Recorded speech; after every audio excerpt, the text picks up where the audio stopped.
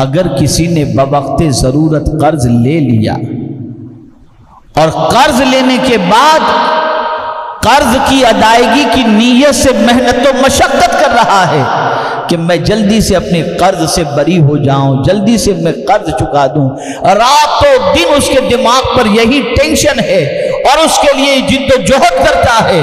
اور حقیقی معنوں میں کوئی کسر نہیں چھوڑتا، اور پھر وہ بغیر قرض ادا کیے مر جاتا ہے، تو اب ایسے شخص کے قرض کا ذمہ، یعنی جس کا قرض نکلتا ہے، اس کو اللہ کے رسول صلی اللہ علیہ وسلم کل بروز قیامت راضی کر لیں گے، راضی کر لیں گے۔ بلکہ حدیث شریف ہے کہ جس نے مال چھوڑا یہ اس کے وارثوں کے لیے ہے، اور جو قرض چھوڑا وہ میرے ذمے ہے، سرکار فرماتے ہیں صلی اللہ علیہ وسلم۔ وجہ کیا ہے؟ تاکہ امت کے گناہ معاف ہو جائے، لیکن کس کے لیے؟ کہ جو قرض دینے کی کوشش کرتا ہے، محنت و مشقت کرتا ہے، رات و دن فکر میں لگا رہتا ہے کہ مجھ پر جو قرض ہے میں پہلے اسے چکاؤں، یہ نہیں کہ قرض نکل رہا ہے اور قیمتی چیزوں کا استعمال کر رہا ہے، وہ کم سے کم میں گزارا کر رہا ہے اور اپنے قرض کی ادائیگی کی فکر سب سے زیادہ رکھ رہا ہے۔ ایسے شخص کی اگر کیفیت یہ ہوئی کہ کوئی بعد میں اس کے مرنے کے قرض چکانے والا نہ ہو، تو مصطفیٰ جان رحمت صلی اللہ علیہ وسلم اس کی ذمہ داری لیتے ہوئے نظر آتے ہیں۔ معاشرہ ہے، انسان کی ضرورتیں ہیں، انسان اپنی ضرورتوں کے اعتبار سے قرض لیتا ہے اور اس کی پریشانی میں وہ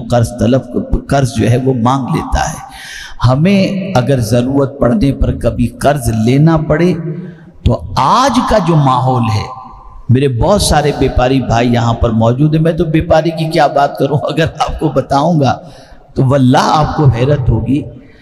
بہت سارے عمرہ اور ٹور چلانے والے حضرات جو ہیں وہ یہ کہتے ہوئے نظر آتے ہیں، حضرت فلاں بیپاری پر ہمارے عمرے کے جو اس نے پوری فیملی کے ساتھ عمرہ کیا، ہمارا اتنا پیسہ نکلتا ہے، اس نے اپنی فیملی کے ساتھ حج کیا، ابھی تک پیسے نہیں دیا۔ شادی بیاہ میں کیٹریس، وہ لوگ فون کرتے ہیں اور کہتے ہیں دعا کریں حضرت، ایک کیٹریس تو ڈوب گیا بیچارہ، تباہ ہو گیا، ختم ہو گیا، وہ صرف اس وجہ سے کہ بڑے بڑے مالداروں کی شادی کا آرڈر لیا اور آرڈر لینے کے بعد اس نے بہت لذیذ کھانے بنائے، کل آنا پرسوں آنا اور سال ہا سال گزر جاتے ہیں،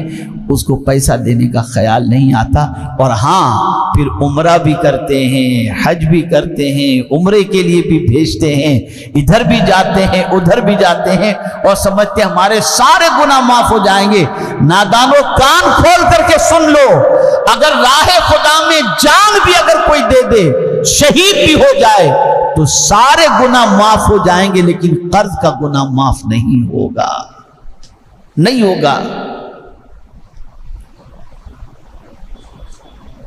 اس لیے اول تو قرض لینے سے پرہیز کریں،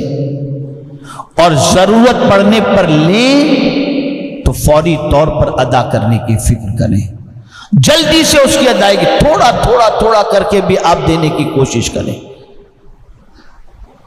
قطعی طور پر اس میں کوتاہی نہ برتیں، اس لیے کہ جس کے آپ مقروض ہوتے ہیں اگر اسے خود کو بیچارے کو ضرورت پڑی اور اس کی رقم جس کو قرض دیا ہے وہ نہیں دے گا، اس کے دل کے اندر صدمہ ہوگا، اسے تکلیف ہوگی، پریشانی ہوگی،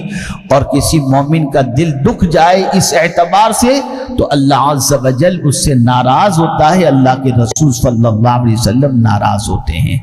یاد رکھیں، قرض معاشرے کے اندر انسانی ضرورت ہے، لیکن اس کو اس کے وقت پر ادا کر دینا، ٹائم پر ادا کر دینا یہ ضروری ہے۔ اور اگر کوئی شخص یہ سوچے میں نے قرض لے لیا، اب میں عمرہ کر کے آؤں گا تو وہاں تو سارے گناہ معاف ہو جاتے ہیں، حج کر کے آؤں گا سارے گناہ معاف ہو جاتے ہیں، میاں آپ حج کر کے آؤ یا عمرہ کر کے آؤ یا تہجد پڑھو یا جمعرات اور پیر کے روزے رکھو یا ایام بیض کے روزے رکھو یا آپ پوری رات تہجد گزارو، یہ قرض والا گناہ معاف نہیں ہوگا، چاہے آپ اللہ کی راہ میں اپنی جان بھی قربان کر دو، معاف نہیں ہوگا، یہ معاف نہیں ہوگا۔ اس لیے اے رسول اعظم صلی اللہ تعالی علیہ وسلم کے دیوانوں، اگر ضرورت پڑنے پر قرض آپ کو لینا پڑے تو ادائیگی کی نیت بھی رکھو۔ اب تو بیپاری کروڑوں کا ٹوپا، کل ہی بیپاری فون کرتے کرتے بتا رہا تھا کہ اتنے کروڑ کا جو ہے وہ ٹوپا کر کے بھاگ گیا اور یہ کر کے بھاگ گیا۔ روز روز یہ خبریں آ رہی ہیں، اور زیادہ تر یہ کرنے والے معاف کیجیے گا مسلمان ہوتے ہیں۔ خدا را ڈرو، مرنا ہے اور اللہ کی بارگاہ میں جواب دینا ہے۔ جلدی سے اگر قرض آپ نے کسی کا آپ کے اوپر نکلتا ہے تو اس کی ادائیگی کی کوشش کرو۔ اللہ رب العزت جل جلالہ آقا کریم رؤوف الرحیم علیہ التحیۃ والتسلیم کے صدق و طفیل مجھے آپ کو سب کو اللہ اور اس کے رسول کے ارشادات پر عمل کی توفیق نصیب فرمائے، ہم سب کی دنیا بھی بہتر فرمائے اور آخرت بھی بہتر فرمائے۔